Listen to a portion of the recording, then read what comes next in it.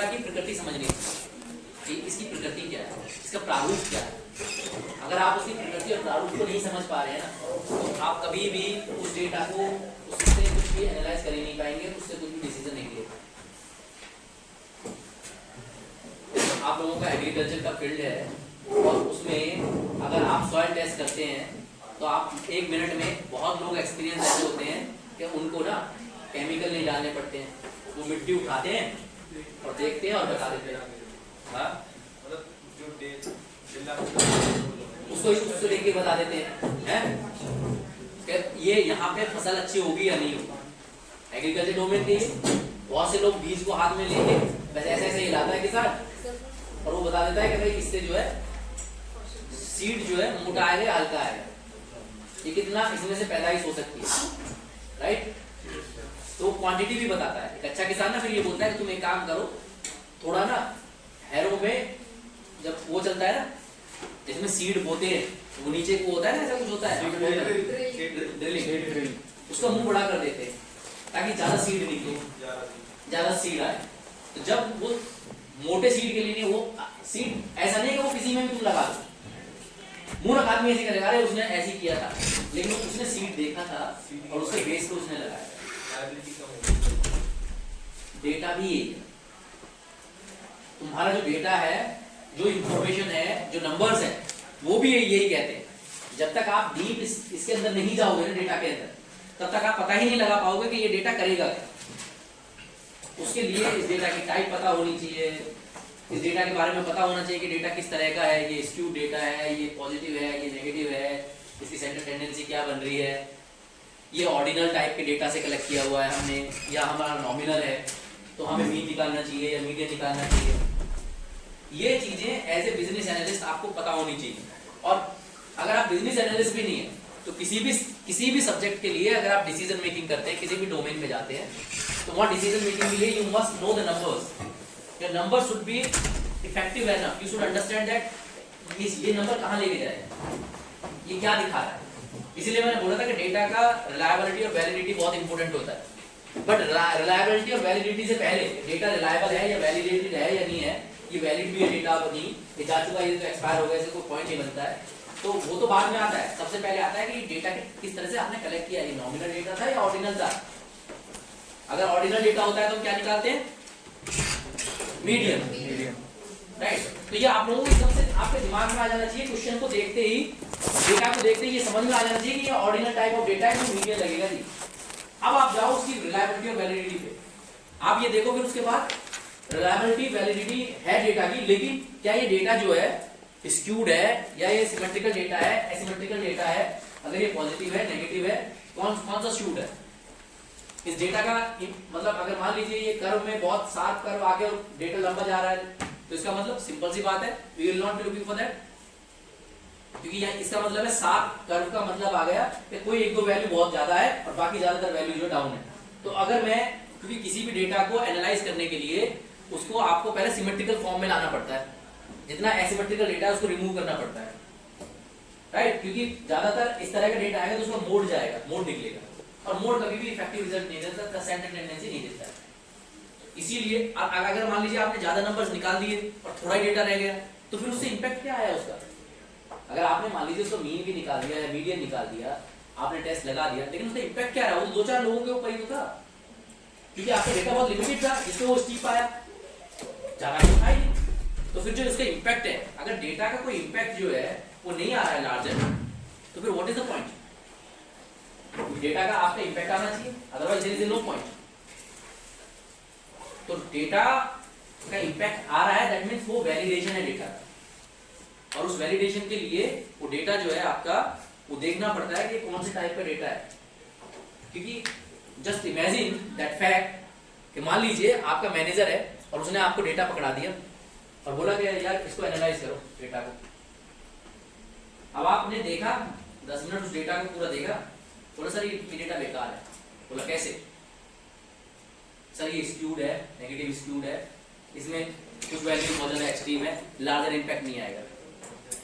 जब आप ये सारे कॉन्सेप्ट बताएंगे उनको, तो your manager also will be just imagine how impressive he will be. You really understand the nature of the data. आपको डेटा की प्रकृति तो पता है, क्या आपने देखते ही डेटा की प्रकृति बता दी? यार ये डेटा जो है मिट्टी देख लिया आपने, बता दिया। तो that is what that kind of skills you must have. और ये जितना इसके अंदर जाओ, क्योंकि कंपनी के पास ना इतना एक्सपेरिमेंट करने का टाइम नहीं होता है, ना उनके पास 70 तरह का डेटा होता है, उनके पास तो एक ही तरह का डेटा होता है भाई। उनको कोई सेल्स फोरकास्ट है, वो एक ही तो तरह का डेटा है। अब उनके पास इतना भी टाइम नहीं है तो उस डेटा में से वो कंज्यूमर प्रोस्पेक्ट निकाले और उसके अकॉर्डिंगली अगर वो कोई भी प्रोडक्ट बना रहे हैं, कोई भी कंज्यूमर बेस्ड कोई भी चीज कर रहे हैं, तो इतना भी उनके पास समय नहीं है कि आप उसमें एक्सपेरिमेंट करते हैं। अगर आपके हाथ से 2-3 प्रोजेक्ट निकल गए तो कंपनी आपको निकाल के बाहर कर देगी अगर आप कोई इफेक्टिव रिजल्ट नहीं दे पाए। और अगर आप ये सोचते हैं कि if you will be able to get the perfect effective result you will learn it in the company, no. जो पैसा दे रहा है ना वो तुम्हें वहां सिखाने के लिए नहीं दे रहा।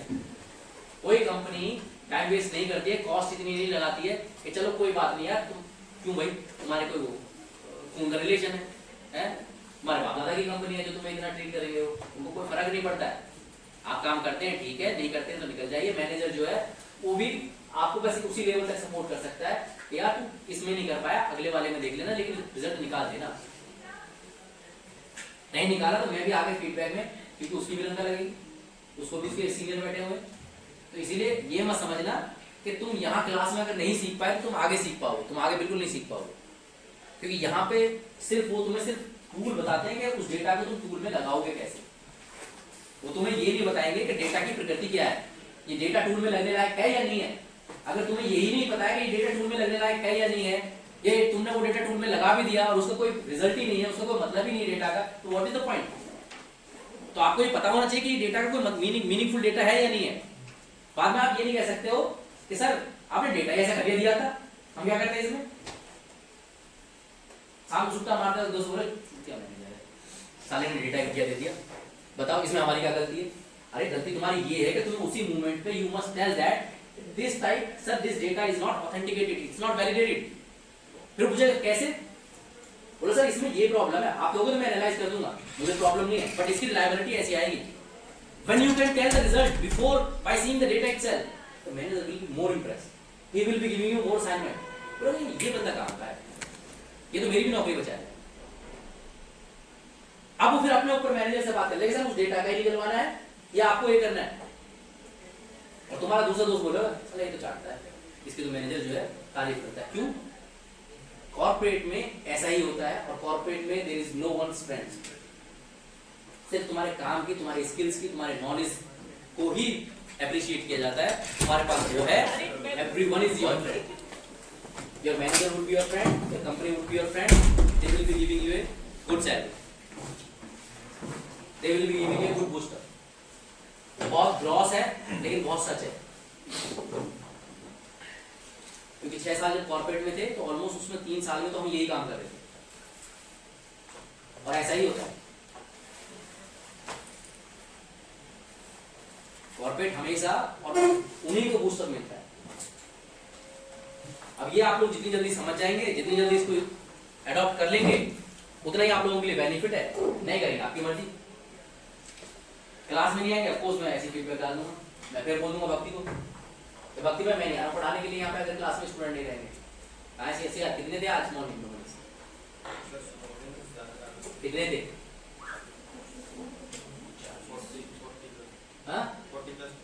40 प्लस क्या होता है? 49। तो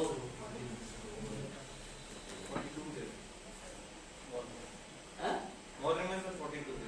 कितने टोटल स्टूडेंट? 49 में से 42 थे आज मॉर्निंग में, राइट? तो यानी कि आपके 9 स्टूडेंट जो है एब्सेंट थे, 7 और 3 और 3 6 3 9 9 3 12 14 21 हो गया। 14 15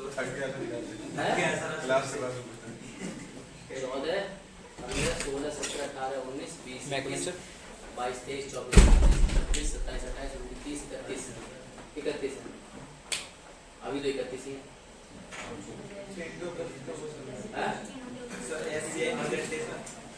उससे मतलब ही नहीं है, फिर कोई बात। वो जरूरी है, वो अपनी जगह जरूरी है, लेकिन that is not an excuse. I mean it should not be eight the cost of class. नहीं तो आप मैनेज करो, बात करो, चीजों को सिंक करो।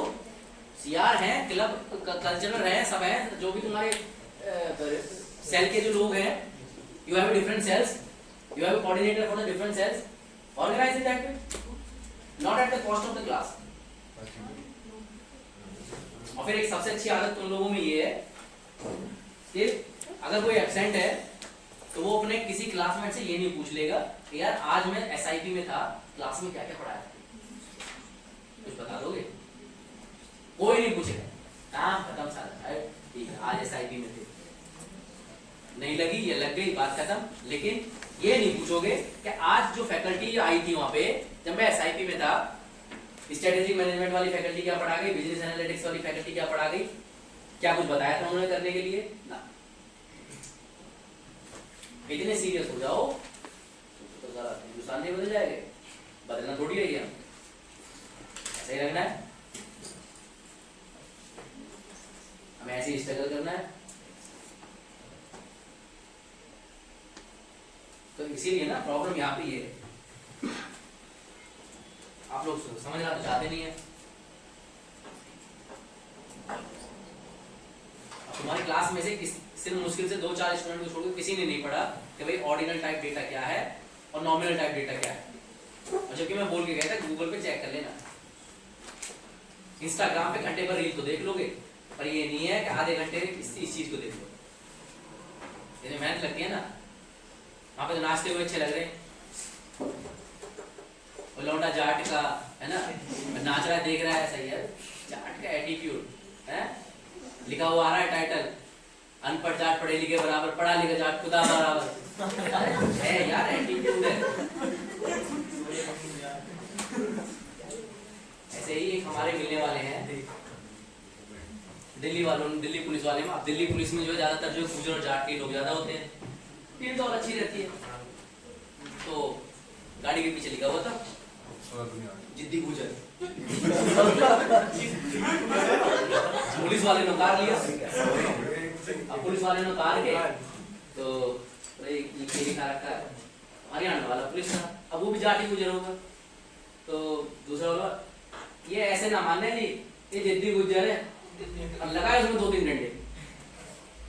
तो ये वाला जो एटीट्यूड है ना, इनका कोई फायदा नहीं है। ये सब रील वील देखने का, इन सब चीजों का कम से कम कुछ टाइम जो है उसमें दे दो, पढ़ाई लिखाई। अब कहने के लिए तो जीन तो सब एक ही है, अब जैसे हिस्टोरिकली पढ़ते नहीं है कि भाई प्रतिहार कम्युनिटी है, इससे जाट गुर्जर, जाट और गुर्जर थोड़े क्लोज हैं क्योंकि दोनों ही लैंड लॉर्ड रहे हैं, जमींदारी रही है, तो उस फील्ड में रहे। फिर राजपूत और अहीर यादव, तो basically all 4 came from the same fraternity. तो चीजें वो है कि, लेकिन हाँ, और पश्चिमी उत्तर प्रदेश के तो जाट गुजरों के एटीट्यूड ही अलग है क्योंकि दिल्ली के नजदीक वाले हैं, पैसे वाले हैं, तो अलग उसमें रहते हैं। ये भी चौधरी गाड़ी से ही आता है, ऐसे थोड़ी आता है, MBA कर रहा हूँ मैं, गाड़ी दे दो मेरे को, ऐसे तो मैं जाऊंगा नहीं। मम्मी ने कह दिया ठीक है। कितने भाई हो? 2 है। तो छोटा बड़ा है? तो मैं छोटा हूँ। अरे फिर तो मिल ही नहीं। मम्मी का लाडला हुआ, कोई नहीं दे, बालक दुखी हो जाए। अरे कहाँ है? नहीं सब पास में। वो तो पास तो सभी है। 200 मीटर जैसे ये बोला था 40 प्लस, पापा आज में पता लगा 42। सर यार 500 मीटर होगा। अच्छा,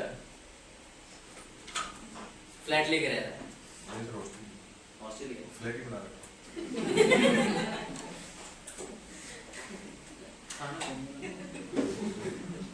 नहीं वो हम इस बात समझ सकते हैं।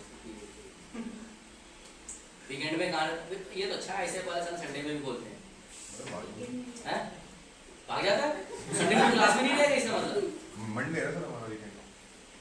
मंडे ऑफिस है। हाँ मंडे ऑफ रहता है ना। अच्छा फिर तो घर चला जाता है, चलो कम से कम यहाँ तक तो सुधरा हुआ है। नहीं तो संडे इवनिंग पार्टी हो रही होती,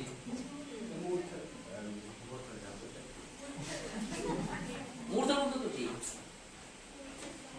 पराठे खाने पीना खाना चाहिए, कोई दिक्कत नहीं है, तो खाना खाना चाहिए, पीने वाला हिसाब किताब। जब भी मैं हरिद्वार जाता हूँ, मेरठ आते ही ना नींद, आंख, कान सब खड़े हो जाते हैं क्योंकि पता नहीं कौन कहां से निकल के बाइक लेके भागा चला है।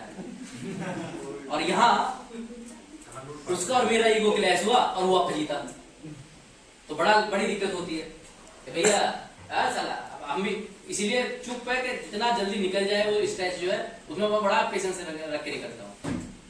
और क्योंकि वहां तक जो है उन्होंने कट भी ऐसी बना रखे तो मेन हाईवे पे, तो ये वाले थोड़े सीन जो है हमारे हैं तो सही है ऐसे। अब लेकिन हमारे बच्चे इन चीज़ों को अडॉप्ट ना करें, दे शुड अंडरस्टैंड कि लर्निंग जो है इट्स मोर इम्पोर्टेंट।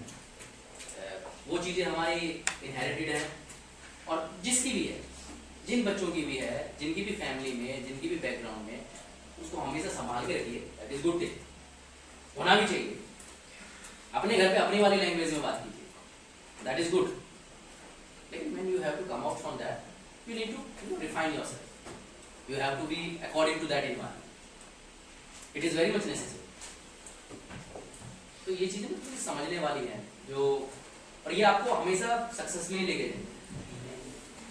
अच्छा मैं देखता हूँ क्योंकि कितने ऐसे बच्चे हैं जो हमारे यहाँ के हैं, आपसे 20-25 साल पहले 2000 में एक भी engineering college, not single engineering college हो जाए, 2000 में एक भी इंजीनियरिंग कॉलेज नहीं था यहाँ। When I went for my engineering, एक भी नहीं था। मेरे जितने भी सारे दोस्त थे यहाँ के लोकल, 2001 में उन्होंने इंजीनियरिंग शुरू करी। हम लोग 2000 के पास आउट थे 12, और उन्होंने 2001 में शुरू कर पाए। और एक में भी ABS गाजियाबाद वाला, GT रोड पे दादरी में विश्वेश्वरैया कॉलेज जो है वो, ये दो थे। मीर भोज भी है। मीर भोज तो वैसा कॉलेज है यार, इंजीनियरिंग कॉलेज थोड़ी है, तो वो तो डिग्री कॉलेज है, तो वो तो BSc MSc प्रोग्राम चलते हैं वहाँ पे जनरली। मतलब अब मैं थोड़ा बैंगलोर चला गया इंजीनियरिंग के लिए, और मैं अपने दोस्तों से एक साल सीनियर हो गया। मैं अपने दोस्त के पास आया मिलने के लिए 2 साल के बाद, तो मेरे को बोलता है शोभित विकल, पता नहीं यहाँ पे दादरी में ही जो राजवीर जो थे, जो महेंद्र भाटी के साथ में रहते थे, उनका भतीजा है। तो वो मेरे बड़ा क्लोज फ्रेंड है। तो मैं उसको बोला भाई कैसी तेरी पढ़ाई कैसे चली, कॉलेज वाले कैसा है? मस्त है भाई, मजे आ रहे हैं। मैंने कैसे बोला, यहीं से बस में यहीं पे बैठ जाते हैं तो सीट तो हमें मिल ही जाती है। मैंने कैसे बढ़िया होता है, मारो पीछे एक गुट पे खड़ा हो, वहाँ बैठ जाऊंगा। मैंने इसने कर लिया बेड़ा कर, मैंने अगर इसने यही काम कर रहा है, अब कोई बेचारा फील से बच्चा बैठ के आ रहा है बस में, उसको उठा दिया। अब वो क्यों उठेगा यहाँ पे लोकल वाले से, लेकिन वो उसमें एटीट्यूड फील कर रहा था। मैंने बोला मैंने तू तो फिर पढ़ लिया, अबे तबके थोड़ी रहना है। अबे तबके रहने का क्या मतलब है इसमें, पढ़ाई कर अपनी। हालांकि आज जो है उसका तो जॉब मतलब एशियन पेंट में है, दिल्ली में है। लकीली उसकी वाइफ जो है फॉरेन मिनिस्ट्री में काम करती है, मेरठ से ही है, तो पढ़ा लिखा परिवार मिल गया। तो अब ठीक है, अब थोड़ा ठीक ठाक कर रहा है, पर उसका छोटा भाई वैसे ही। तो कहने का मतलब ये ना कि लोकल में प्रोफेशनल डिग्री लेने के बावजूद, और वो पढ़ने में बहुत अच्छा था, ऐसा नहीं था पढ़ने में, he was very good, science का अच्छा स्टूडेंट रहा था। लेकिन प्रॉब्लम ये है कि लोकैलिटी को जो ज़्यादा अडॉप्ट कर लेता है, जो इस बात की फ्लेक्सिबिलिटी नहीं रखते हैं कि भाई हमें अपने आप को इन्वायरमेंट के साथ में चलना है, क्योंकि कहते हैं ना कि पेड़ हमेशा अकड़े हुए पेड़ गिरते हैं, तो फ्लेक्सिबल होना चाहिए, लर्निंग होनी चाहिए। ठीक है, अपना सेल्फ रेस्पेक्ट सभी को प्यारा होता है, तो जो इंसान हल्का है शरीर में, क्या उसको अपना सेल्फ रेस्पेक्ट प्यारा नहीं है, उसको भी तो you should respect the someone's self respect as well. ऐसा तो है नहीं कि भाई किसी और दूसरे के सेल्फ रेस्पेक्ट को नहीं आप इज्जत देंगे। जैसे आपका हार्ट ईगो हर्ट हो रहा है, ऐसे किसी और का भी तो होगा ना, वो बेचारा कुछ कर ना पाए, वो बात दूसरी। तो ये हम लोकल बच्चों को ज़्यादा बताते हैं ये बात, क्योंकि हम ये चाहते हैं कि वो ये ना दिखाएं कि वो लोकल है, क्योंकि ये वाला जो सिनेरियो होता है ना, वो लोकल होने के नाते, देखो साउथ इंडिया के जो बच्चे हैं ना, उनमें यही डिफरेंस है। जैसे हमारा फ्रेंड था रितेश सेठी, हमें कोई भी लफड़ा होता था ना, हम उसी को पकड़ते थे, और वो लोकल होने के नाते वो हमारी बहुत हेल्प करता था। तो लोकल होने का मतलब ये है कि ज्यादा हेल्प करो, you should be more supportive, you should be more helpful. तुमने मेरी पिछली वाली क्लास में नहीं सुना था, कितनी झाड़ खाई है बच्चों ने, तुम्हारी पीपीटी क्यों है, तुम्हारी पीपीटी क्लास नहीं पढ़नी है, इंपॉर्टेंट नहीं है बिजनेस एनालिटिक्स है, और 10 मिनट में मैं जो पढ़ा के छोड़ दूंगा वो समझ जाएगा, कैसे करेगा उसको?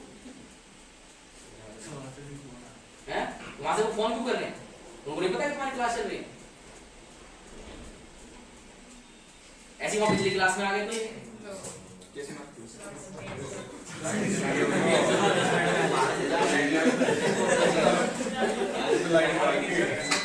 पर एटलीस्ट वो लड़की जो है रुके कल्चरल सेक्रेटरी के लिए जा रही थी।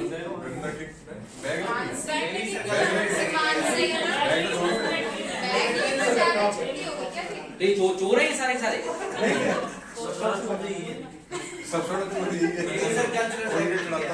अगर ये नहीं आ रहा है तो मैं एक्शन मार कर देना, बता देना। ये गेट खोल दे।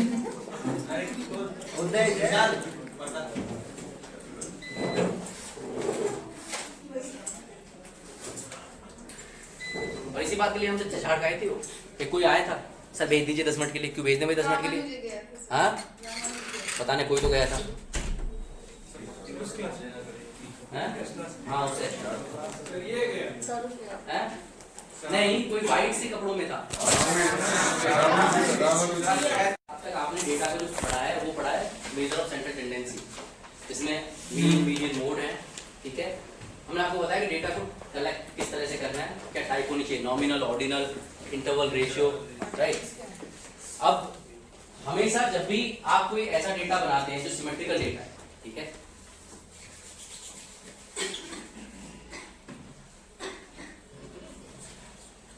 this is a proper curve.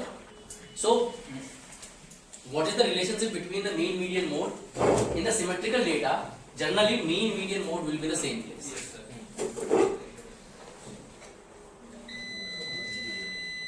Okay, when your data is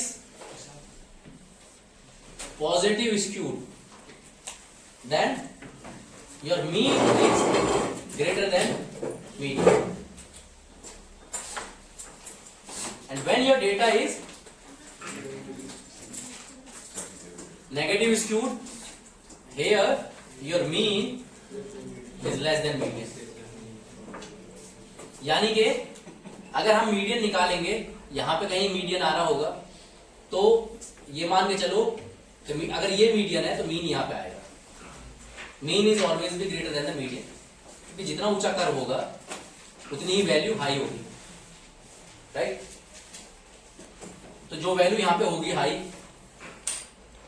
आपका मीन यहां पे आएगा, सॉरी मीन यहां पे आएगा इसमें, और ये मीडियन होगा। ओके, क्लियर है? तो यानी पॉजिटिव स्क्यूड में हमेशा मीन बड़ा रहेगा मीडियन से, और वो कैसे रिप्रेजेंटेशन होगा, यानी आपका डेटा जो है कहीं ना कहीं अपर रहेगा। ओके, अब मेरे को ये बताइए कि अगर डेटा जो है स्क्यूड है, is that okay? How do you find like okay the skewed data is good to use, good to go? As a business analyst, when I was saying that you can tell your manager that okay ये data हम use कर सकते हैं, नहीं कर सकते हैं। तो अगर डेटा आपका skewed है, would you be able to use it?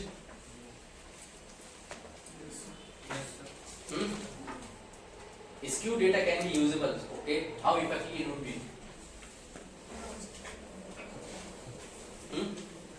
Extreme values to have 10 minutes.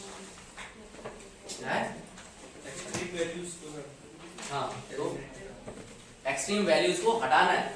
Extreme values को तो हटा ही नहीं सकते, हमें तो कर्व तो चाहिए। अगर एक्सट्रीम वैल्यू हटा दी यहाँ पे, तो फिर तेरा ग्राफ क्या बनेगा? ये तो लाइन सी आ जाएगी, सीधी स्ट्रेट लाइन। सेंटर टेंडेंसी कहाँ है डेटा की? तो जो पार्ट में से डिवाइड करते हैं। So if we're talking about the relationship of the mean median mode, that is the relationship what we're talking about.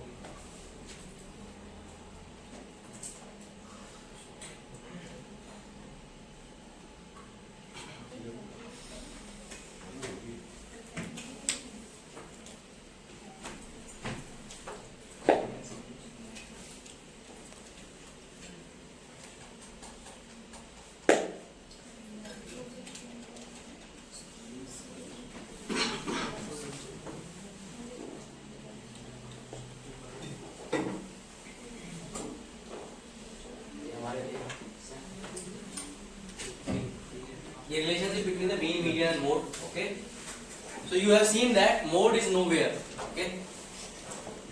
And the reason being that why the mode is not there?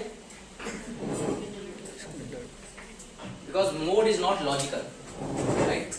Most repeated number. If suppose this is the tail, right? If this tail will be mode, then somewhere your central tendency will be coming here, which is no value, no point. It is not central tendency because mode is always saying the most repeated number.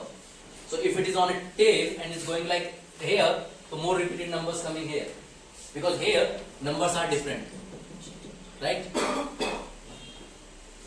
Not the same number, but the unique numbers will be coming. So that's why the graph is coming. But when it is be going smooth, that means the more repeated numbers will be coming. So mode is not logical. That's why mode is not there. But the mean and median is there. Symmetrical data, of course, we can say that वहीं पे most repeated number होता है, इसीलिए हम data को symmetrical करते हैं. But if suppose in case, if something like an steep, this kind of graph is there, and we are saying that we need to remove all the lower numbers, right? Because it's a positive skew, right? Here your data is positively skewed. If it is a positively skewed, okay, so we are saying that we need to eradicate the numbers which is coming at the lower end tail. If majority of numbers here, you can see that majority are, but here are very less number. Even though the impact of that will not be high. अगर मैं दो ही लोगों के बारे में या तीन ही लोगों के बारे में कोई भी सेंटर टेंडेंसी निकाल के और कोई डिसीजन लेता हूं, तो व्हाट इज द पॉइंट? उसका कोई इम्पैक्ट ही नहीं आएगा, वो लार्जर लेवल पे तो होगा ही नहीं. स्कीम डाटा में सर मेरे पास अगर मान लीजिए कहीं हमको डाटा एक है, यहाँ पर नेचुरल डिजास्टर बहुत ज़्यादा है, उसमें तो स्कीम डाटा वैसे ही बनेगा ना सर कि मेरा जो पीक पे है वहाँ पे ज़्यादा आ रहा है, और जहाँ पे नहीं आ रहा तो एक दे रहा है ना मीनिंग सर की. लेकिन आप ये बताइए कि अगर ऐसा आ रहा है तो आप डिसीजन क्या लेंगे? अगर मान लीजिए फॉर एग्जांपल जो तुम कह रहे हो, जम्मू कश्मीर में फ्लड नहीं आता, लेकिन कश्मीर में अभी कुछ दिन सालों पहले फ्लड आ गया, राइट? तो क्या वहां का disaster management was ready for that? No, नहीं होगा ना. क्यों नहीं होगा? क्योंकि उनके पास डाटा ही नहीं था. अगर स्टीप डेटा है और कभी आ गया तो दैट मीन्स उनके पास है ही नहीं, ये प्रोसेस ही नहीं था कि भाई ये आ जाए. तो इसीलिए क्या हुआ कि जो इम्पैक्ट है, इम्पैक्ट क्या होता वहां पे? इम्पैक्ट ये होता कि रीस्टेबिलिटी ऑफ द सिटी, राइट? वही तो इम्पैक्ट होता. अगर वहां पे पहले से आता, मान लीजिए जैसे जापान में भूकंप आते तो उनके पास डिटेल होती है, तो जब उनके पास डिटेल होती है तो वो उसके अकॉर्डिंगली ही घर को बनाते हैं ताकि मिनिमम लॉस हो. ऐसा होता है. तो बेसिकली जहां पे डेटा आपके पास ज्यादा है, अगर मान लीजिए कहीं कहीं पे भूकंप बहुत कम आते हैं, जैसे हमारे कच्छ में आया 2001 में, कितनी ज्यादा लाइफ चली गई, वहां पे लोगों ने बनाई भी नहीं होंगी, वो एक्सपीरियंस ही नहीं है. तो कभी भी अगर स्टीप टाइप ऑफ डेटा आ जाए तो उसका कोई इंपैक्ट नहीं पड़ता. उस डेटा से आप कोई डिसीजन नहीं ले सकते क्योंकि वो तो कभी हुआ. लेकिन when it comes to the life, अब हो गया है तो अब गवर्नमेंट जो है they need to be set up it. But होगा क्या? प्रैक्टिकली सोच के देखो, होगा क्या कि जम्मू कश्मीर में अब से 15 साल पहले 12 में या 14 में फ्लड आई थी. आज हो गए 11-12 साल, उसके बाद से फ्लड नहीं आई. अब तुम्हें लगता है कि 11-12 सालों में जो डिजास्टर मैनेजमेंट की टीम होगी वो कितनी काम कर रही होगी? वो ऑलमोस्ट डिसमेंटल सी हो गई होगी, उनके इक्विपमेंट खराब हो गए होंगे, वो ज्यादा क्योंकि बस ड्रिल कर रहे होंगे, बात खत्म और बैठ जाते होंगे. गवर्नमेंट को सैलरी देनी होती होगी. क्यों? क्योंकि भाई ऐसा हो सकता है, कभी भी हो सकता है. तो बेसिकली अब इस तरह का अगर आपके पास डेटा है जिससे कोई लार्जर इम्पैक्ट नहीं आ रहा है, बट जनरली प्रैक्टिकल सिनेरियोज में ऐसा नहीं होता. जब आप इंडस्ट्री में काम करते हैं, कंपनी की सेल्स तो हर साल ही आनी है, तो वहां पे स्टीप तो नहीं होगा. और मान लीजिए अगर किसी कंपनी में इनकम एक बंदे की तो बहुत ज्यादा है, एक को तो मिल रही है महीने के 2 लाख रुपया, और बाकी जितने भी एम्प्लॉय हैं वहां पे 50 के 50, किसी को 15,000 मिल रही है, किसी को 20,000 मिल रही है, ज्यादा किसी को 25,000 मिल रही है. तो आपको क्या लगता है कि इसमें अगर आप सेंटर टेंडेंसी निकालते हैं तो क्या इफेक्टिव रहेगी वो? नहीं रहेगी ना इफेक्टिव, क्योंकि एक्सट्रीम वैल्यूज आ गई। तो जब भी स्टीप कोई चीज आ जाती है स्क्यूड में, अगर मान लीजिए स्टीप आ रहा है, अगर वो प्रॉपर आ रहा है, उसमें स्पेस है, जैसे हमने ये बोला कि ये था, इसमें काफी स्पेस था, इसमें बहुत सारा डेटा था एटलीस्ट, तो एटलीस्ट अगर मैं इतने को भी इंडिकेट कर देता हूं तो फिर भी मेरा इतना डेटा जो है वो मेरा कुछ तो इंपैक्ट डालेगा।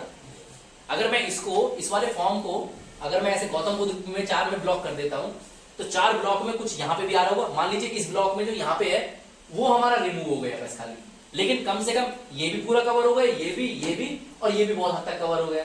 तो इसका मतलब अगर मैं कोई पॉलिसी वगैरह बनाता हूँ गौतम बुद्ध नगर के लिए तो वो ज्यादातर लोगों पे अप्लाई हो जाएगी, बस कुछ यहाँ तक जो है ये बच जाएंगे। तो इसलिए यहाँ पे पॉजिटिव स्क्यूड में ये तो ठीक है, हमने रिमूव कर दिया, वर्कआउट कर गया, क्योंकि डेटा जब तक आपका सिमेट्रिकल नहीं होगा तब तक आप उसको प्रॉपर्ली एनालाइज नहीं कर पाएंगे। लेकिन अगर कुछ स्टीप है तो उसका क्या है, ये तो मेजोरिटी ऑफ जो है, अगर मान लीजिए ये मेरा गौतम बुद्ध नगर था, तो मेरा ये वाला जो है तो पूरा ही खत्म हो गया, ये वाला ब्लॉक पूरा ही खत्म हो गया, यहाँ भी कुछ नहीं, यहाँ भी कुछ नहीं, तो मैं कहाँ एनालाइज कर रहा हूँ, सिर्फ 2 ब्लॉक पे। तो अगर मैं गौतम बुद्ध नगर में 4 ब्लॉक है तो 2 ही ब्लॉक के लोगों को फायदा होगा, बाकी 2 ब्लॉक के लोगों को तो होगा ही नहीं। तो स्टीप होने पे ये प्रॉब्लम आ जाती है। You getting that point? तो ये ही हम इसी बात पे हम कह रहे थे कि you need to be understand the nature of the data before analysing it. You should understand it कि ये क्या है, ये डेटा सही भी है या नहीं है, इससे कोई मीनिंगफुल है या नहीं है। अगर आपको पहले ही बता देंगे तो आपका मैनेजर इस चीज से बड़ा इंप्रेस रहेगा, वो ये बोलेगा कि यस तुम्हें डेटा के बारे में पता है, और वो अगर तुम उसी पे टूल लगा के रिजल्ट निकाल के दे दोगे तो वो तुमसे बोलेगा तुम्हें लगता है कि ये इफेक्टिव रहेगा? बोला सर टूल तो मैंने सही लगाया, इफेक्टिव तो होना चाहिए, रिजल्ट तो यही आएगा। लेकिन ये चीज तो इग्नोर हो गई ना, तो इफेक्टिव कहां से होगा? पर अगर तुम यही चीज अपने मैनेजर को समझाओ कि सर इस डेटा की वजह से ये 2 ब्लॉक के आप पे ना इंपैक्ट नहीं आ पाएगा, आप कहेंगे मैं लगा देता हूं, मुझे कोई प्रॉब्लम नहीं, रिजल्ट निकल के आ जाएगा, लेकिन ये 2 ब्लॉक छूट जाएंगे, यानी जो भी आप डिसीजन मेकिंग करेंगे वो इफेक्टिव नहीं रहेगी, वो सारी पॉपुलेशन पे नहीं लग पाएगी। You getting it? So you need to be understand that. So this is the nature of the data. Okay? So we are discussing about that only. कि further जो है अभी चलो अच्छा ये बताओ, does skew data cause problem? Yes. है ना? क्यों? Inaccurate standard deviation हो जाएगा। Inaccurate standard deviation हो जाएगा। अच्छा on what? How it would be inaccurate standard deviation? क्योंकि आंसर तुम्हारा बड़ा सही आ रहा है, लेकिन स्टैंडर्ड डिवीजन इनएक्यूरेट कैसे होगा? What does it mean standard division? Sir skewness से जो स्लोप है वो मतलब उसमें कैलकुलेशन में मिस्टेक हो सकती है, क्योंकि स्लोप जो है समटाइम्स लाइक पॉजिटिव और नेगेटिव, तो उससे कैलकुलेशन जो है आंसर ठीक है लेकिन जस्टिफिकेशन ठीक नहीं है। बेसिकली आपका स्क्यू डेटा जो है cause a problem, yes it cause a problem. Okay, अब ये प्रॉब्लम क्या करता है? ये 2-3 तरह के प्रॉब्लम करता है। आपका जो डेटा है वो basically it's not a normalised data, abnormal data है। क्योंकि एबनॉर्मल क्यों है? अगर डेटा का इंपैक्ट जो है, नॉर्मल डेटा हम उसको बोलते हैं जिसका इंपैक्ट हो, ठीक है ना। एबनॉर्मल जो हरकतें ठीक नहीं करता है उसको एबनॉर्मल ही बोलते हो ना, ये पागल है। तो अगर कोई डेटा पागल बनने का रिजल्ट दे रहा है तो वो एबनॉर्मल डेटा है, सिंपल सी लाइन। ओके, एक्यूरेट नहीं, मीन एक्यूरेट नहीं आएगा, इंडीड मीन एक्यूरेट नहीं आएगा, ना ही मीडियन आएगा, मीडियन भी एक्यूरेट नहीं आएगा क्योंकि आपकी ज्यादा वो रहेगी। जो इसने पॉइंट उठाया, क्या नाम है बेटा? मुस्कान ने जो पॉइंट उठाया वो बहुत ही ज्यादा आपके नेक्स्ट टॉपिक के लिए है अंडरस्टैंड करने के लिए कि जो डिविएशन है बेसिकली आप लोगों को 2 चीज देखनी पड़ती है। जब आप डेटा कलेक्ट करते हैं तो जो डेटा होता है ना, बेसिकली उसका जो फॉर्मेशंस होता है वो कुछ इस तरह से होता है।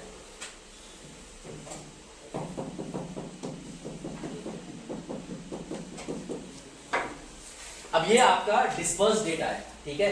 Each dot is considered as a variable. Okay, अब तुम जनरली हमारा क्या होता है कि जब हम डिस्पर्स डेटा होता है तो उसमें हम ये देखते हैं कि इस लाइन में के नजदीक कितने डेटा आ रहे हैं, तो इट विल बी इंपैक्टफुल। इस डेटा का, इस वेरिएबल का रिलेशन इस वाले रिलेशन से क्या है, बहुत दूर है, अगर कोई इम्पैक्ट नहीं है, ठीक है ना, वी नेवर नो, बट इससे हमें ये पता लगता है कि इसका और इसका लिंक बहुत दूर है। फॉर एग्जाम्पल सौरभ सर का आप लोगों की परफॉर्मेंस से क्या लिंक है? आप लोगों की एकेडमिक परफॉर्मेंस का सौरभ सर से क्या लिंक है? लिंक जो है, लिंक, क्या सौरभ सर की वजह से आपकी परफॉर्मेंस बढ़ सकती है डायरेक्टली? किसकी वजह से बढ़ेगी? तो आपका जो वेरिएबल है वो है फैकल्टी। फैकल्टी स्टूडेंट्स की performance is the another variable and faculty is the another variable where they are close associated. तो ये जो वेरिएबल है ये हमारे सौरभ सर हो सकते हैं और ये जो है स्टूडेंट्स की परफॉर्मेंस हो सकती है। तो रिलेशन तो है, रिलेशन तो है जो कि आप लोग फ्यूचर में पढ़ेंगे कि positive correlation, negative correlation, zero correlation.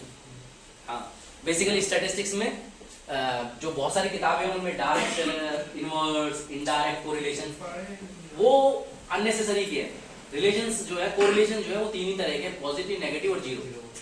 अब जनरली उनमें वेरिएशंस आ गए जिनको उन्होंने डायरेक्ट, इनडायरेक्ट कर दिया, उस तरह से कर दिया। अब बेसिकली जैसे जीरो कोरिलेशन मतलब तुम लोगों की परफॉर्मेंस में और सौरभ सर के उससे कोई मतलब zero correlation. Zero correlation, correlation मतलब आपका रिलेशन तो है पर जीरो है, मतलब उसका कोई इंपैक्ट नहीं है, पर वो कोरिलेशन तो है क्योंकि he is the head of this institute. उन्हीं की वजह से आप लोग यहाँ पे हैं, उन्हीं की वजह से ये परफॉर्मेंस इंप्रूव होगी क्योंकि वही फैकल्टी आया करवाएंगे, तो तभी आपको इंपैक्ट आएगा। तो इनडायरेक्ट बेनिफिट है, तो बेसिकली इनडायरेक्ट कोरिलेशन हो जाता है, ठीक है, और जिसको हम बेसिकली जीरो कोरिलेशन भी बोल देते हैं।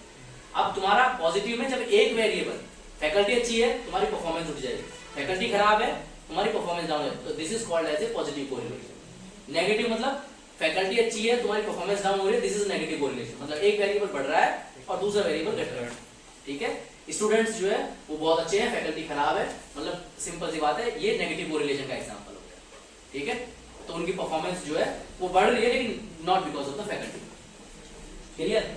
तो ये जो कोरिलेशन है ये आप बाद में पढ़ेंगे कि जब आपका डेटा डिस्पर्स होता है, तो हम डिस्पर्शन पे इसीलिए आए कि तुमने डिविएशंस का टॉपिक उठाया कि वेरिएबल्स में कितना डिविएशन है स्क्यूड में जब होता है डेटा। तो अब जैसे ये जो स्क्यूड डेटा है, मैं इसके लिए बोल रहे थे, जैसे हमने ये था, ठीक है। अब अगर मैं ऐसे इसको बना देता हूं, मान लीजिए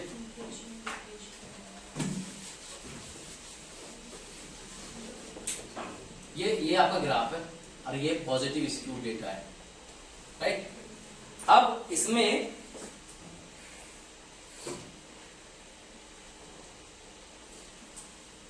तो बेसिकली जो डिविएशन है, वेरिएशन, एक डेटा से दूसरे डेटा में कितना वेरी कर रहा है, कितना ज्यादा है, उसमें कितना डिविएटेड है, कितना अलग अलग घूम रहा है, ठीक है।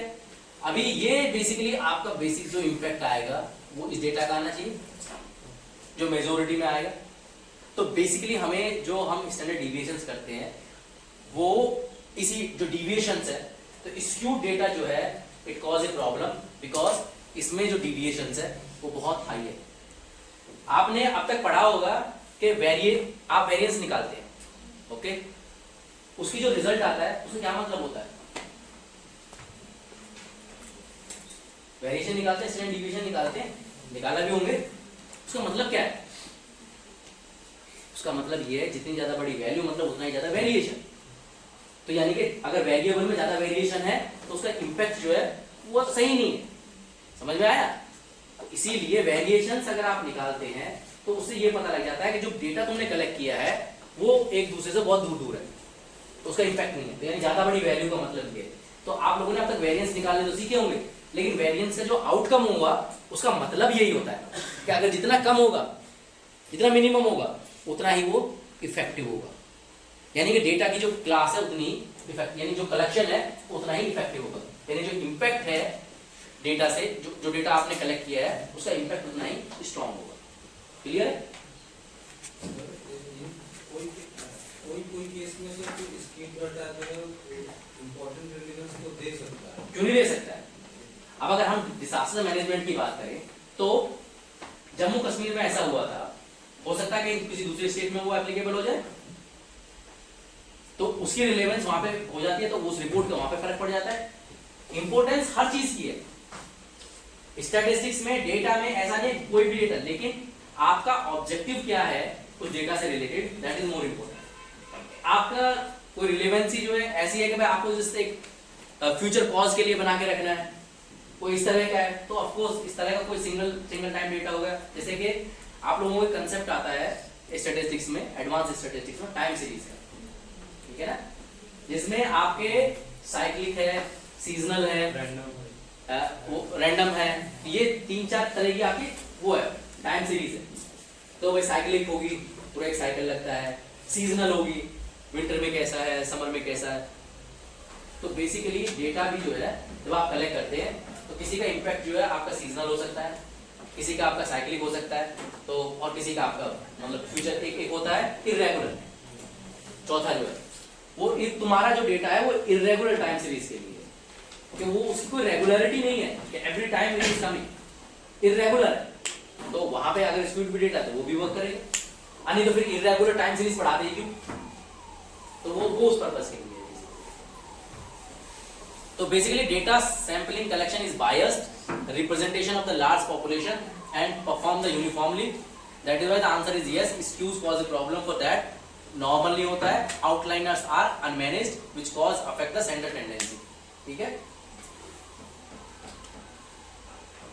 डिस्पर्शन में जब हम बात कर रहे थे डेटा की, तो उसमें आपका जो डिस्पर्शन है, वो जो डिस्पर्स डेटा है उसका 2-3 तरीके से हम नजदीक लाने की कोशिश करते हैं। डेटा को जैसे मैंने बताया कि भाई उसको जो हम बीच में लाइन खींच देते हैं स्ट्रेट लाइन, तो वो स्ट्रेट लाइन के आसपास का डेटा कैसे इफेक्टिव हो सकता है, उसमें बेसिकली रेंज आप यूज कर सकते हैं, जो कि सबसे बकवास है। This is not giving an effective result, I must say that, ठीक है।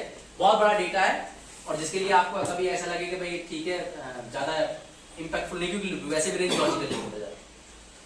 मीन डिविएशन है, क्वार्टाइल है, क्वार्टाइल डिविएशन जो तुम्हारे क्वार्टर 1, 2, 3, 4 होते हैं ना, उनके क्वार्टाइल डिविएशंस है, और स्टैंडर्ड डिविएशन है जो कि तुम्हारा सबसे इंपॉर्टेंट है, ठीक है ना। Standard deviation and the variance you need to be find out. So these are the types of the your like how your dispersed data will be calculated or will be measured, because dispersed data जो होगा वो आपको या तो range के through calculate करेंगे आप, या डिविएशन के थ्रू, या क्वार्टाइल के थ्रू, या स्टैंडर्ड डिविएशन के थ्रू, ठीक है। तो this is the only way that you need to be dispersed data need to be calculated. Now of course why to measure the dispersion, serve as the basis of control of the variability, कि भाई जो variable है, जो उनकी variability जो है वो कहाँ तक इम्पैक्टफुल है, आपस में वेरिएबल एक दूसरे से कितने लिंक्ड अप है। To compare the variability with the 2 and more series, of course अगर 2 सीरीज भी हो सकती है या एक ही सीरीज के डेटा है उनके बीच में वेरिएबिलिटी हो सकती है। डिटरमाइन द रिलायबिलिटी और facility to use the other statistical measures, जैसे मतलब ऑफ कोर्स जो डिस्पर्स है उसका यही है कि भाई कोई भी दूसरा स्टैटिस्टिकल टूल्स आप यूज कर सकते हैं, मतलब आप स्टैंडर्ड डिविएशंस और वेरिएंस निकालने के बाद आप उसमें टेस्ट लगा सकते हैं, हाइपोथेटिकल टेस्टिंग लगा सकते हैं, जेट टेस्ट, टी टेस्ट, वो सब लगा सकते हैं। तो उसमें आगे फर्दर स्टैटिस्टिकल मेजर्स जो है यू कैन टेक इट। अच्छा, now which of the distribution scores has the larger dispersion और are they are similar to each other? Who can answer this question? Which of the distribution of the score has the larger dispersion? कौन सा है बताओ भाई? हाँ? Yes, Miss Patna. Tell. First, क्यों? Second, क्यों?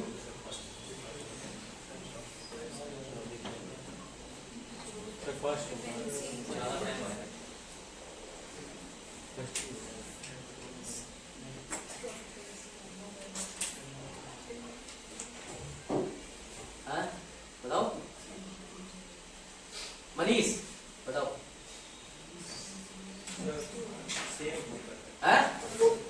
You mean to say similar है? अच्छा। One answer is for similar, one is for more, one is for less. आगे? ये होगा पहला वाला। पहला वाला। सिमिलर हो जाता है हैं? सिमिलर नहीं है। सिमिलर एक का सबसे उसका बार हो जाता है, उसका बार हो जाता है। बोलना बोल हाँ सही है, बोल तो सही, शर्माए कर मत। सर उसका बार हो जा रहा है। तो बाहर से पता लगेगा। सर ए का जो वैल्यू है सेंट्रल वैल्यू ज्यादा है स्प्लिट है, इसलिए उसका सर ज्यादा central value sir mean median central value उसका स्प्लिट ज्यादा है। तुम इलाहाबाद से हो? तुम इलाहाबाद से हो? और बिहार से हो? हाँ? हाँ बिहार का। पर इलाहाबाद हाई कोर्ट तो बीबी इलाहाबाद है, इलाहाबाद यूनिवर्सिटी बीबी इलाहाबाद यूनिवर्सिटी है। हम यही बोल रहे हैं कि इन चक्रों में मत पड़ो। हमने पिछली बार भी यही बोला था कि इन सब चक्रों से जितना दूर रहोगे उतने समझदार रहोगे। जब तक ये हिंदू बिंदु गाते रहोगे ना तब तक कुछ नहीं होने वाला। ये सब करने की जरूरत नहीं है, ये मूर्खता करने की जरूरत नहीं है। आप लोगों के लिए ये मंदिर है और आप लोगों का धर्म जो है किताब है। इससे ज्यादा मत जाओ, इससे ज्यादा करने जाओगे अपना कटवाओगे। सिंपल सी बात। नहीं, मैं I completely believe in Hinduism, मैं हिंदू प्रैक्टिस करता हूँ। और ऐसा नहीं है कि मेरे घर में पूजा बहुत होती है और कई जनरेशन से होती है। पर कोई मुझसे कहे कि ये तरीका सही है और मुझसे कोई कहे कि ये तरीका गलत है, मैं ऐसे नहीं सुनता। अगर मैंने पढ़ाई कर ली और मुझे नॉलेज है तो मैं किसी की क्यों सुनूंगा। और भगवान के बीच में और तुम्हारे बीच में कोई मीडियम की जरूरत नहीं होती। उसमें ना किसी पंडित की जरूरत है और ना किसी मोदी की जरूरत है। Know very simple. सर एक ऐसा कर सकते हैं कि मतलब अगर रेंज वाला लगाया था, रेंज वाला फॉर्मूला था, हाँ तो डी से सर मैक्सिमम इसका है ग्राफ, मैक्सिमम माइनस मिनिमम ज्यादा इसका है, तो इसमें ज्यादा डिस्पर्शन। सारे जस्टिफिकेशन उसने पहले भी जस्टिफिकेशन दिया था। क्या नाम है बेटा तुम्हारा? सत्य प्रकाश ने जो पहले भी डिस्क्रिप्शन दिया, जो जस्टिफिकेशन दिया था वो भी करेक्ट था और ये वाला दिया है और भी सॉलिड जस्टिफिकेशन। मतलब तुम जो है तुमने अपना जस्टिफिकेशन दो तरीके से देखा। तुमने रेंज यूज करके भी देखा और जो तुम्हारा पहले भी था लॉजिकल, उसमें भी डेटा बहुत डिस्पर्स था, वो भी लॉजिकल था। तो पहला जो है उसमें डिस्पर्सन ज्यादा है और हम इलाहाबादी देंगे। तो यहाँ पे डिस्पर्सन ज्यादा है, आपका डेटा यहाँ पे ज्यादा फैला हुआ है। यहाँ पे डेटा जो है ये सिंक हो गया।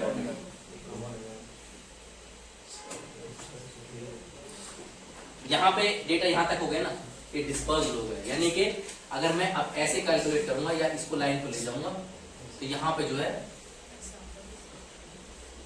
ये यहीं पे एंड हो गया इसका और ये यहाँ तक आ रहा है, तो ये इधर तक इम्पैक्टफुल होगा। तो ये डिस्पर्स ज्यादा है, ठीक है ना।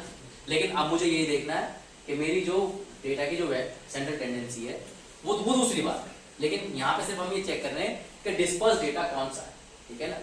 और जैसे सत्य प्रकाश ने बोला कि ये जो रेंज निकाल रहा है, इसने एक जस्टिफिकेशन रेंज के थ्रू दे दिया कि उससे भी पता लगता है। और एक जो उसने पहले बोला था कि डेटा जो है दूर तक फैला हुआ है, स्प्रेडेड है at larger place, so this is more disperse data.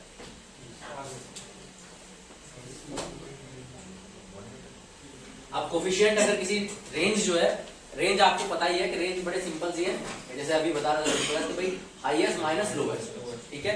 जैसे ये एग्जांपल दिया हुआ है तो इसमें लोवेस्ट 5 है और हाईएस्ट जो है तुम्हारा 20 है। तो अगर मेरे को रेंज निकालनी है तो रेंज मेरी 20 माइनस 5 15 और कोफिशिएंट क्या हो गया मेरा L minus S 20 minus 5 divide by 20 plus 5 into 100। So 15 by 25 into 100, so 60%. Okay, so this is coming as a 60%. So इस तरह का कोई डेटा है तो उसका आप इस तरह से जो है ये निकाल सकते हैं। But range is not that popular, तो इसलिए हम ज्यादा इसमें जाएंगे भी नहीं। और ये ज्यादा मतलब just like you know A click of justification. जैसे उसने अभी ये एग्जाम्पल बोल दिया, तो अगर तुम डेटा देखते हो तो अगर तुम्हारा मैनेजर ये बोलता है तो you know it is quicker for you to be explaining okay there are further things to be investigate in the data ऐसा नहीं कि वहीं पे डेटा खत्म हो गया, उसका इन्वेस्टिगेशन और भी बहुत सारे होंगे। तो लेकिन जो पहला ग्लिम्स के इन्वेस्टिगेशन है वो रेंज ने बता दिया। तो अब आप और अंदर जाएंगे कि भाई रेंज तो है तो सही डिस्पर्शन के लिए, बट कितना इफेक्टिव है हम और थोड़ा करके देखेंगे। तो at least at first glance you will be justify your client और you know to making a decision कि हाँ भैया डिस्पर्स तो डेटा है। क्लियर है? तो of course it can not be calculated for the open ended class. कोई भी रेंज जो है ओपन एंडेड क्लास मतलब 5 से लेके, और अगर ये इन्फिनिटी होता तो हम इसकी कभी भी रेंज नहीं निकाल सकते, क्योंकि लार्जेस्ट रेंज हमें पता ही नहीं है, तो हम कहां से निकालेंगे? ठीक है ना? तो ये ओपन एंडेड नहीं हो सकता है, कोई भी ओपन एंडेड क्लास नहीं हो सकती है। It is not based on all the observation. ठीक है? इसे क्या नाम था जो गया था? शिवांश। अब एक्शन लगेगी और ये तुम मेरे को दिखाओगे।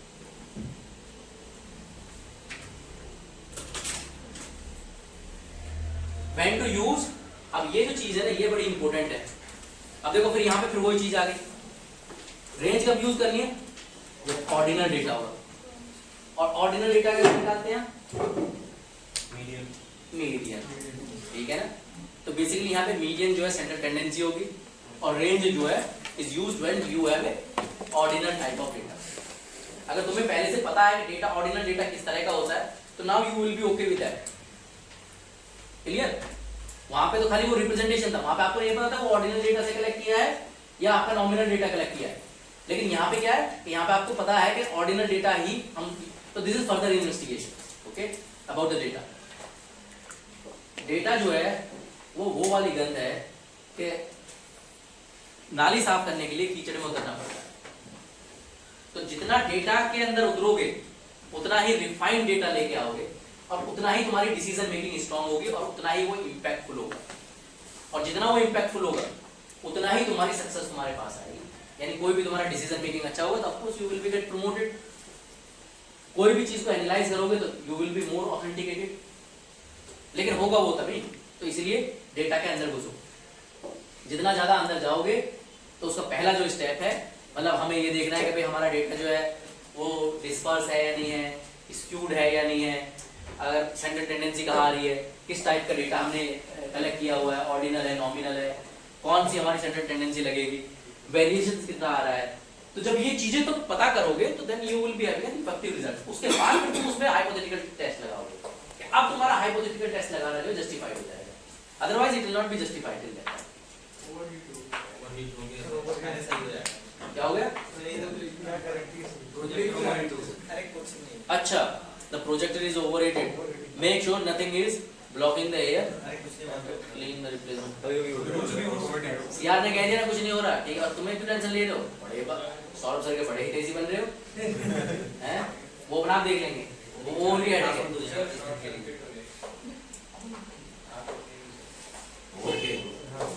अब ये जो तुमने डेटा निकाला था यहाँ पे, the range is rarely used in the scientific work as it is a fairly insensitive. It's not sensitive, it's insensitive thing. ठीक है? And it depends on only two scores of the set of the data, large number of observation और small number of observation. तो बाकी बीच में जितना भी data है वो सबको ये एक्सक्लूड कर देता है। तो यानी आपका जो उसका इम्पैक्ट है वो पता ही नहीं लगता है कि भाई बीच के डेटा का भी कोई इम्पैक्ट है या नहीं है। अगर मैं ये बोल के चलूँ कि भाई अगर ये 1 है और उसके बाद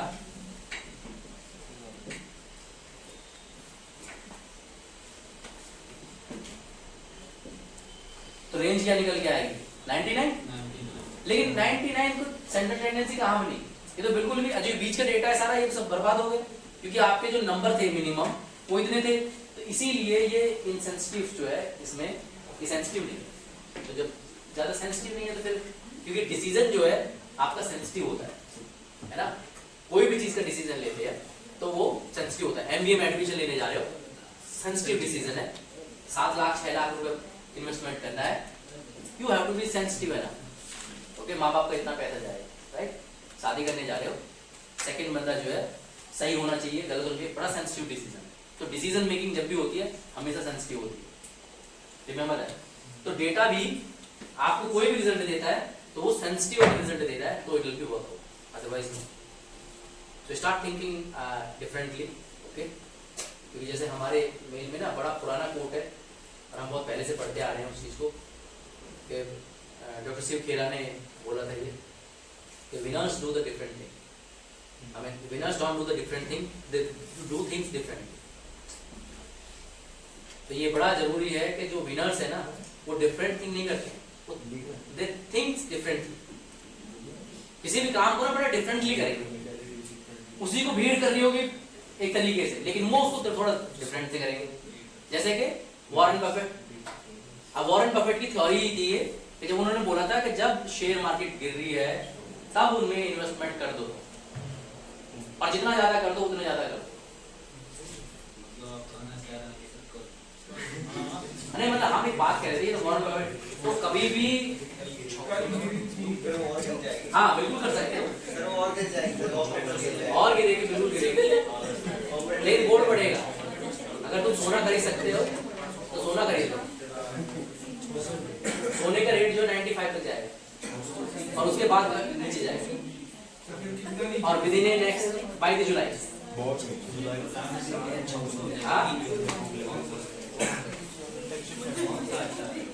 कौन सा अच्छा है?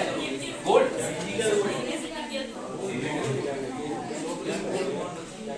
ये इतना हमें डिटेल लिखना है, लेकिन हमें गोल्ड के रेट के पता है।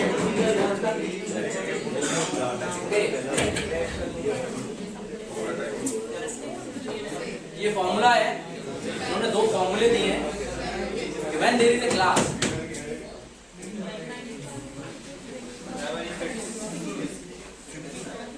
मैं क्लास को 15 मिनट और बढ़ाऊंगा अगर चुप नहीं हुए तो।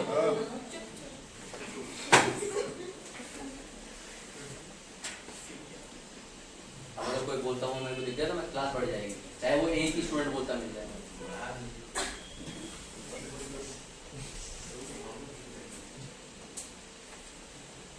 तुम्हारी मर्जी, कूटना है कूट लेना, मुझे कोई फर्क नहीं पड़ता, और मैं 15 मिनट क्लास बढ़ा देता हूँ। बेटा बहुत क्लास लगेगी तेरी, साथ वाले तेरे हॉस्टल में रह रहा है? अगर हॉस्टल में रह रहा है तो फिर लपेटेंगे तेरे को। बहुत बोल रहा था। ओके नहीं ठीक है, कोई बात नहीं, कर रहे वाइंड अप कर रहे। ये अगर जितना बोलोगे उतना ही बढ़ जाएगा, उसमें अननेचुरल है, वो बढ़ेगा ही बढ़ेगा। एग्जाम ये क्लास है, ओके, और इस क्लास की हमें रेंज निकालनी है। अभी तक तो आपने अनग्रुप डेटा देखा था, ये ग्रुप डेटा। अब ग्रुप डेटा की अगर हम कोई भी रेंज निकालते हैं तो कैसे निकालेंगे? You max minus L minimum, okay, और यू मैक्स क्या है तुम्हारा?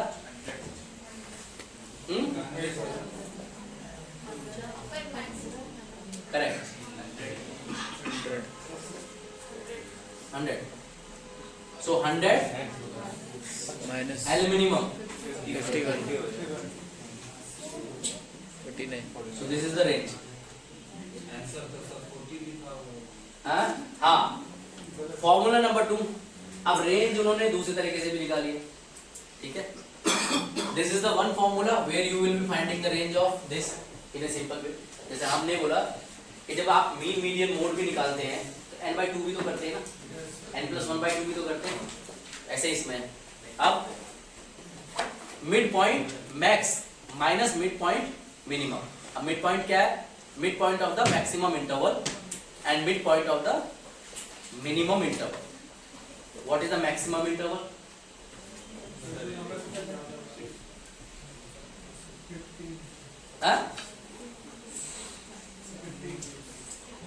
इंटरवल तो सेम ही है। हाँ, इंटरवल तो सेम ही होगा। हाँ, तो maximum interval, mid point of the maximum interval, mid point निकालो। मतलब बेसिकली पहले दोनों को जोड़ के उसका मिड पॉइंट निकालो, फिर दूसरे लास्ट वाले को जोड़ के उसका मिड पॉइंट निकालो, माइनस कर दो। सर 95 माइनस 50 कर दिया। हाँ? 95 माइनस 50 95 माइनस 40 आ जाएगा। कौन था ये?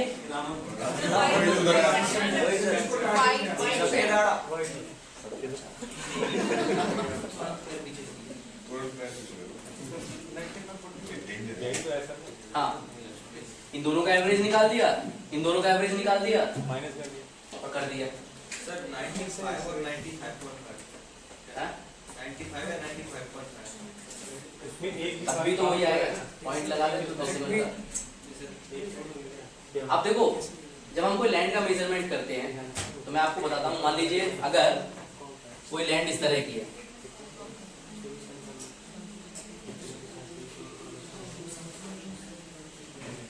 बेसिकली इसका कैलकुलेशन कैसे करते हैं आप इस तरह की लैंड का, all the sides are different.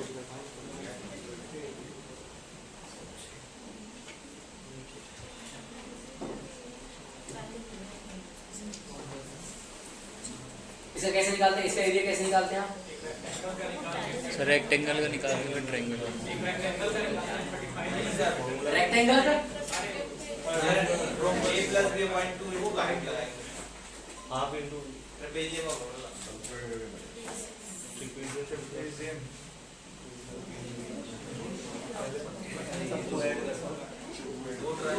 ये फॉर्मूला कभी पढ़ा है? हाँ, ऐसे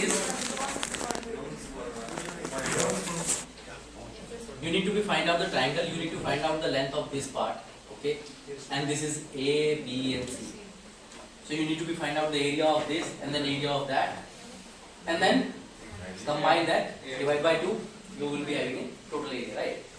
So this is the way to getting that. अब लेमैन के हिसाब से हम कैसे करते हैं?